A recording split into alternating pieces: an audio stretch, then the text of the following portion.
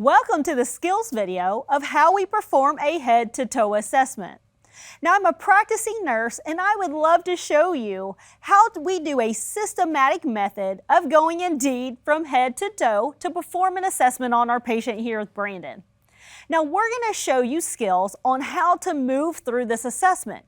But just note, we're not going to go through each and every assessment detail. Now, we have specific resource videos for you to refer to. Now, a couple of things to remember. Now, when you're learning an assessment in nursing school, now often you hear instructors and during your health assessment course segment everything such as neurological and then musculoskeletal and then cardiac. But really, in real practice, many times I just do this all at once and again in a systematic fashion from head indeed to toe. Now, in real life, you're going to be asking questions as you go and you move from head to toe with your patient. And again, this is not going to be shown here, but this is referred to in other assessment videos.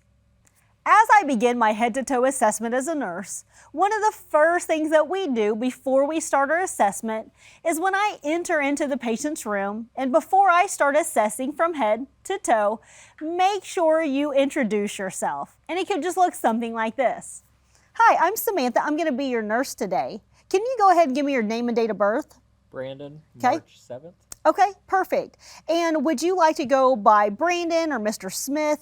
Do you have a preference? Brandon. Brandon. Okay, perfect.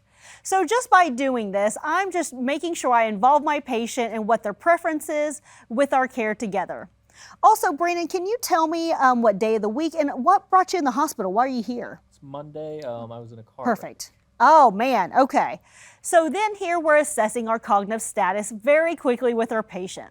Now it's a good idea during this step as well when we're talking about assessment is just let Brandon know that he may need to participate during the assessment, and as a nurse you want to watch and listen and look for the responses from your patient. Now formally, as you can see in that very quick interaction, I can see as I walked into the room and even before we started that I could see Brandon sitting upright, he's awake, he's alert, and during our quick conversation there, I already could see that Brandon is coherent, he's accurate in his information, and he's able to quickly and verbally respond. Also, at any point, if Brandon wasn't really very awake or alert, he wasn't with his eyes open, then that would be a good time to see if Brandon can move his extremities or maybe grasp my hand, or if he's withdrawing from any sort of pain, if he wasn't in the same cognitive status as you see here as awake and alert. Now as I start my actual physical assessment with my patient here, we're going to start indeed at the top here at the head. Now, as you can see, I'm going to take just a quick scan of Brandon's face, his head here, and check all of those important points. Such as just looking at his hair, I can see it's clean, it's healthy. Also, don't forget that if your patient has any sort of device, such as a breathing tube or oxygen, which is really common, make sure that you check those points of contact. This could wear down the skin and cause ulcers, so we want to make sure we check that. The other thing to keep in mind, now if you remember, Brandon came in with a motor vehicle accident. So we want to be diligent in checking, did he have any bruising or lacerations, or did he look like he had any breaks? And lastly, don't forget about the coloring just of the lips and the skin. Now as you can imagine, if I walked in and Brandon looked really pale, or if his lips were blue, this is a bad sign that he's not getting appropriate oxygenation. Now that we've assessed the general appearance of the head on our patient, next I'm going to move with Brandon's eyes. So here is where we assess what we call the pupillary response. So this is where we get to use the fun part, that pin light that you're always asked for nursing school. Now this is actually going to be really helpful on certain traumas or any neurological floors or neurological patients. So one of the things that we actually use is what we call a pin light. So this is really helpful because it's important to note the size of the pupils. Now we're actually going to note the size of the pupils and compare them to our guide when just the patient's at rest with no certain light in it at this point. Now really what we're just using this light for is to make sure that when I shine the light in Brandon's eyes that both of those pupils constrict. So it's going to look like this. So I'm just going to take my pin light.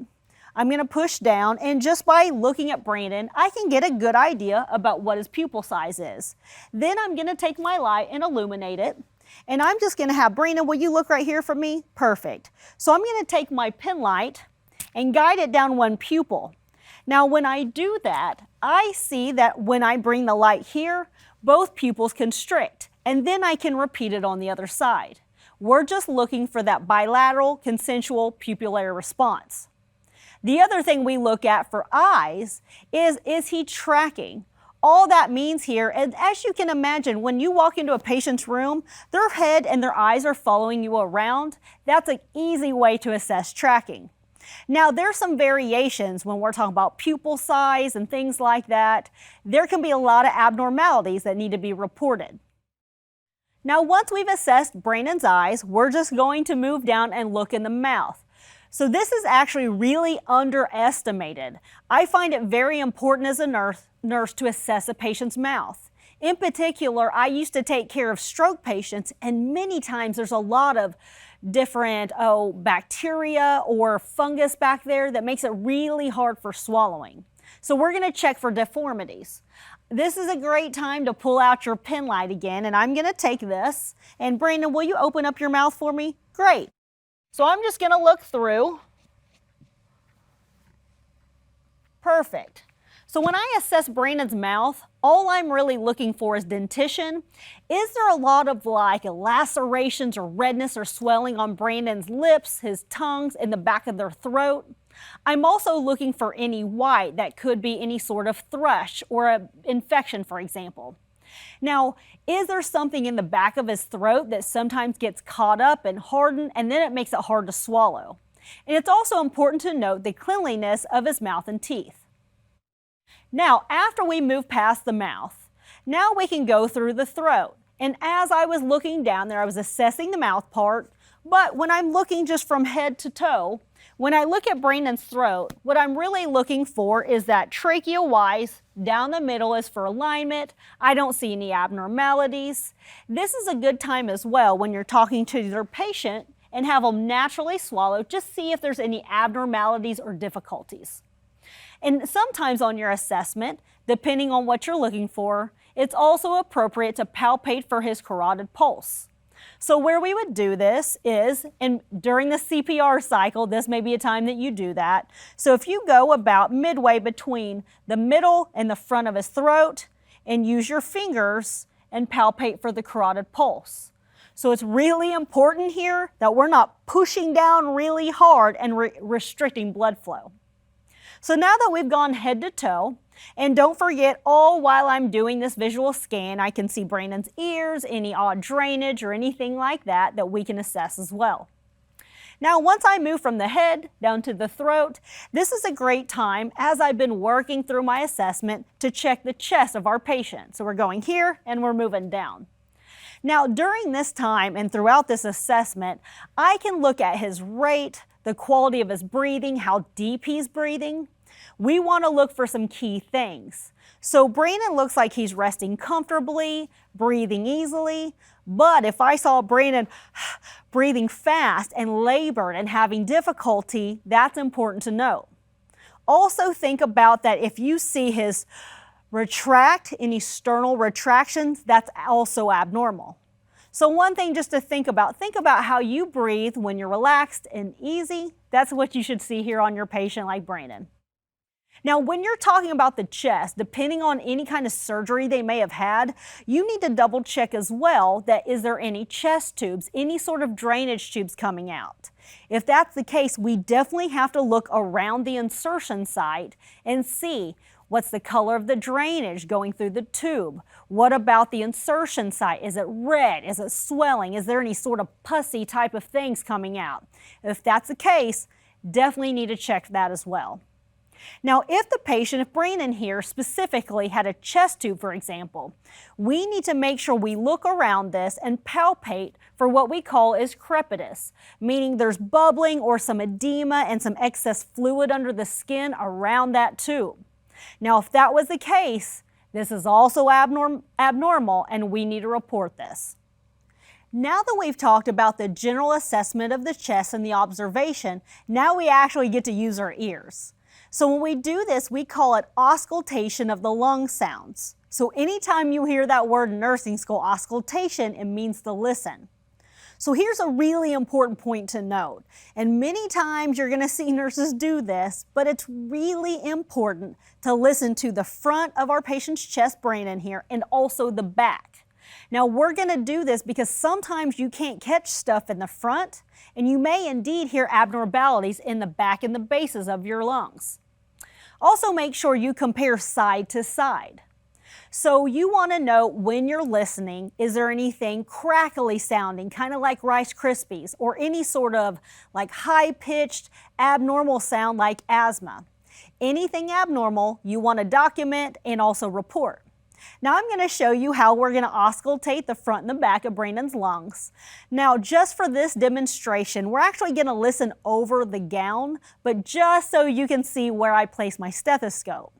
Now, as you can imagine, if I listen around here, you can imagine when you're trying to hear, you're going to pick up all this shuffling and all this noise from Brandon's gown.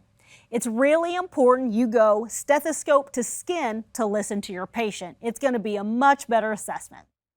Okay, so just to start, when we're listening to Brandon's anterior or front side of his lungs, I'm going to put in my ears. Now, when I do this and I auscultate, now, Brandon, I'm going to just kind of listen on each side of the chest. I want you to relax and breathe normally. What we don't want here is to Brandon to tell them to breathe and go and hyperventilate. This can wear out your patient and make it very difficult for you to hear and for them to maintain. So just have them breathe easily and at rest. Okay, so Brandon, I'm just going to take a quick listen here. Now, when I'm listening to Brandon, as you see, every inspiration and expiration is one breath.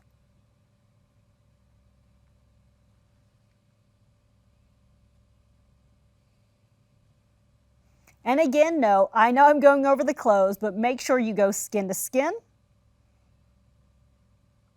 So that way you don't pick up all of the sounds of Brandon's gown when you're listening. Good. Good. Okay, great. So I've listened to the anterior part of Brandon's chest, and when I did that, you saw that I went systematically from side to side and just kind of basically split the sternum there, kind of at this midline here. Okay, Brandon, so what I'm going to do is listen to your backside if you would. Do you mind just shuffling your feet on this direction so I can get to your back? Perfect. Thank you so much. Now, if Brandon couldn't do this, you can have him lean up in bed or even roll to his side if you need to access his back. Okay, to listen here, it's going to be about the same method. So I'm going to kind of split Brandon's spine here and listen on each side. And we're going to listen with each inspiration and expiration as one and move from top to bottom.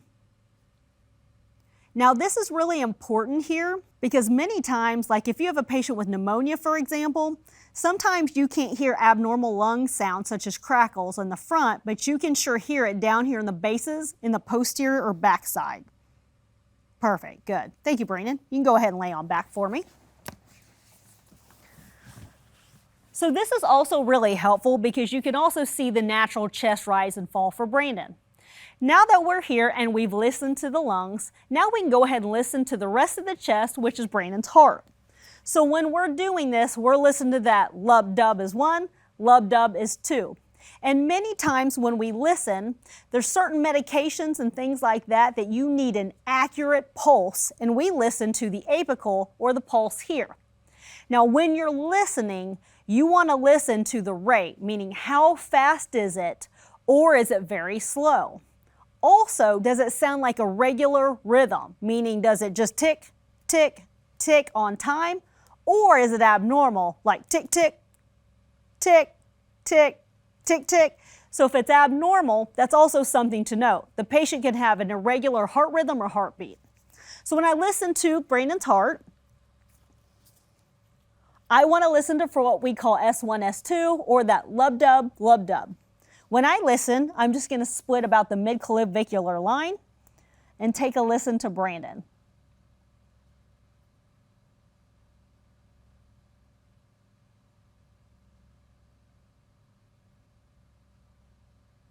Okay, perfect.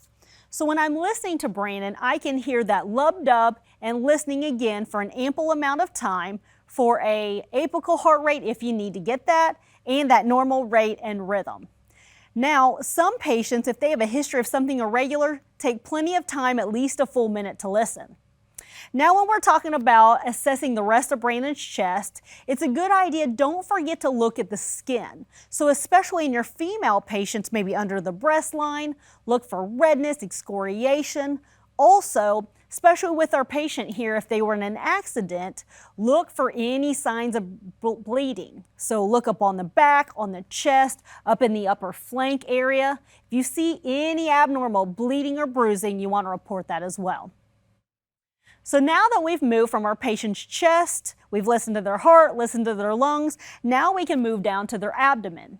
So here's the really important thing to remember, is when we're talking about an abdomen, when we go to inspect, we can look, then we want to listen, then we want to percuss, or palpate. What I mean by this is you don't want to go pushing on and around Brandon's abdomen, because when I go to listen, that can stir up those bowel sounds, and that's not his true natural bowel sounds that we need to assess.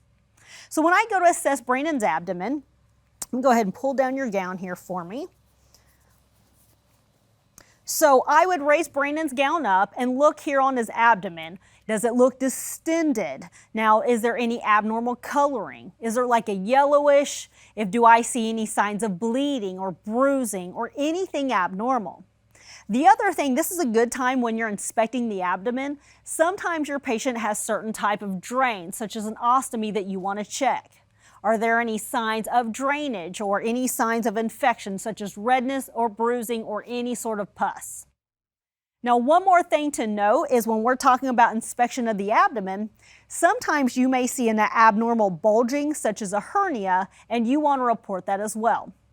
So that's kind of some of the general things that we would look just to see if the skin integrity and all of that looks normal, and check for any drains. And of course, don't forget about any signs of infection. Now, after inspection, now we remember to auscultate, which means listen, before we actually touch. So anytime you auscultate, here's an important point to note. Think about your abdomen in 4 tic-tac-toe pieces of the pie. So when I'm looking at Brandon's abdomen, I want to split this down the middle and across. It's important that we assess all 4 quadrants of Brandon's abdomen. Now we're going to take a look here. Does it sound really super gurgly and tumultuous? We call that hyperactive. Or does it sound very soft with a little bit of gurgling? We call that hypoactive. Now sometimes when we listen, if we can't hear anything, that's an abnormality, and you definitely want to note that. We also want to know if you will hear any gurgling or anything high-pitched or any sort of whooshing sound. Anything like that you want to note and document in your assessment.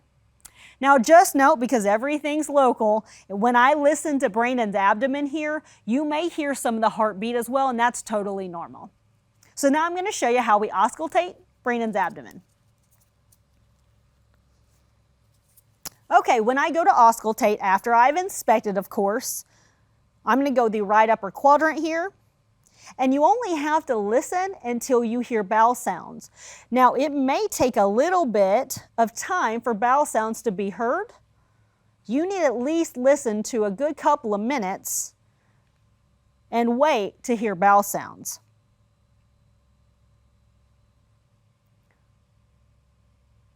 Good, thank you. So when I listened, we're listening to the right upper, right lower, left upper, and left lower quadrant. So after we've inspected, really important with the abdomen, we've auscultated, then I can palpate the abdomen a little bit.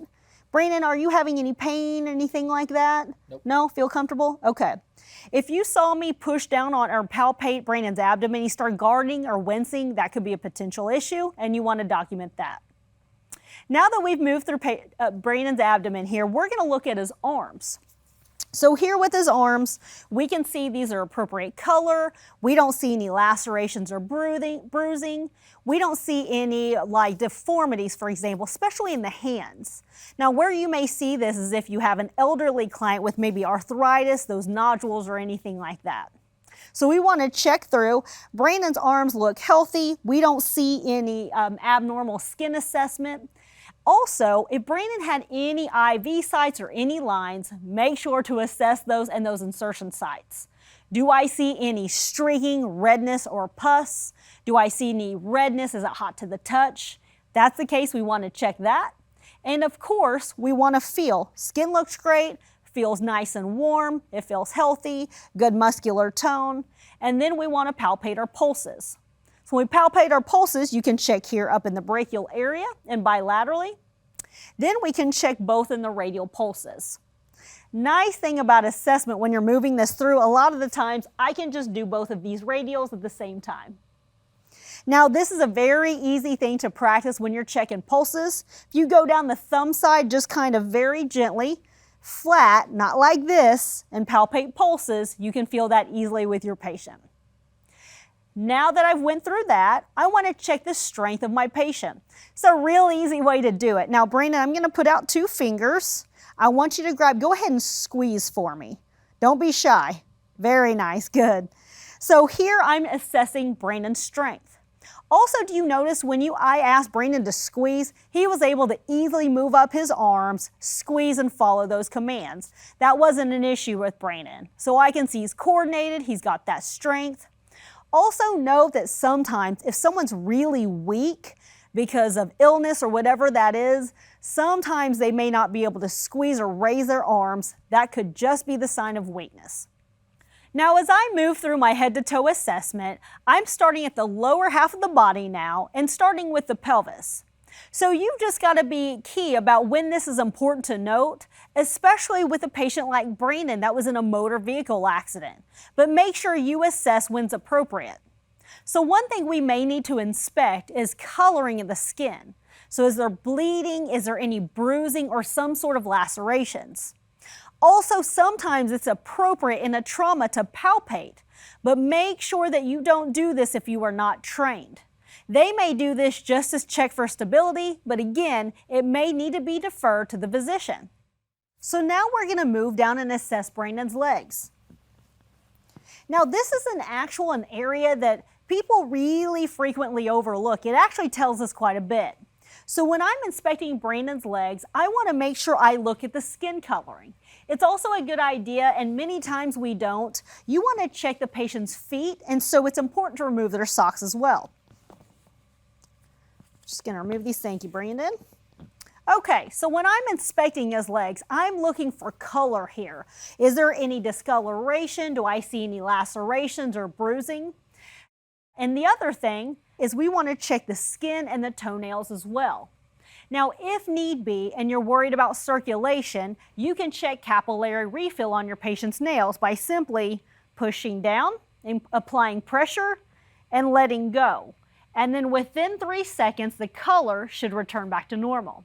So that's just one way that we check circulation, and also feeling for warmth as well and any excess moisture.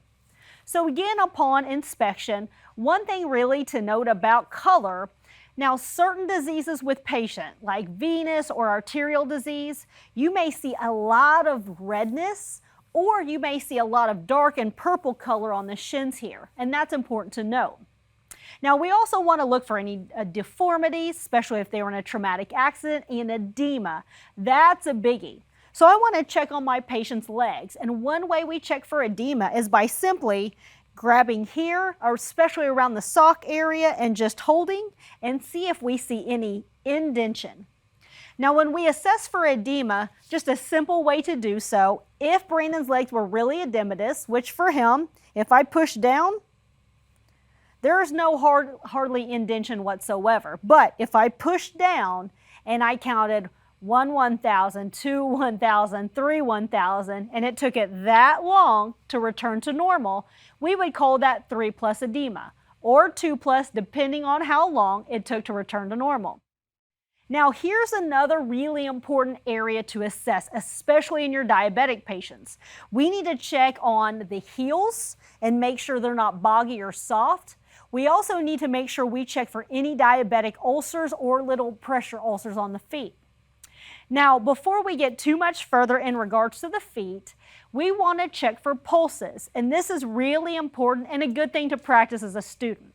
So we want to check, and if you kind of go between Brandon's big toe and his second toe, and just anytime we palpate, keep those flat, go down with about 2 or 3 fingers and palpate for what we call the dorsalis pedis and check for circulation. And again, anytime you're working down the body, if you've got 2 hands, you can assess at the same time. Now we're checking if it's thready or bounding, and we want to make sure absolutely that it's present. Now you can check the dorsalis pedis, and you can also check what we call the posterior tib here as well and check for circulation. Now once we've done that, one of the things also before we move on from the legs is you want to check for strength. Now one thing I like to do with our patients is have them push down like they're pushing on the gas. So Brandon, if you will push on me like you're pushing down the gas, perfect. Then I'm going to put my hands up here and have Brandon pull towards his face. All right, point your toes and pull towards your face. Perfect. Very good. Now that's a really easy way as the push-pull to assess for strength in a patient that's in the bed. The other thing you can do, you can have them lift their leg one at a time. So I may do something like this. Okay, Brandon, I'm going to have you put your left leg up to my hand, and I'm going to count to 5 and keep it up there. 1, 1,000, 2, 1,000, 3, 1,000, 4, 1,000, 5. Excellent. So we would repeat the same thing on the other leg. And one thing we can do as well for strength and then check coordination. Now, if you can, take your heel and kind of rub up and down your shin with the opposite heel. Perfect. Very good. Thank you, Brandon. And then we would have him repeat it on the other side. Now, just note, anytime if a patient's really ill or they're really weak and they cannot do the heel to shin, this does not mean that they don't have coordination. That just means they have a really reduced strength. Now that I've finished assessing Brandon's legs, now here we check for coloring, checking for circulation and strength. I'm going to cover him back up for comfortability. Then don't forget to make sure you assess your patient's groin and buttocks when appropriately. Now we've got to be ensured that we inspect for coloring or discoloration, any sort of bruising, excoriation, or pressure ulcers. That's a major issue for many clients, especially when they're ill. Now, many of these can come up on any pressure point, especially in the backside at the top of the buttocks, in the sacral or the coccyx region of your patient. Now, also assess that sometimes there's a particularly foul smell from this area that we want to assess this, and this could be a hygiene issue or the patient's inability to care for themselves. And lastly, if there's any indwelling catheters, make sure you are diligent to inspect this as well, especially around the insertion site. And check that line for any kinks or tubings and it's draining appropriately. Thanks for hanging out with us today in the head-to-toe assessment.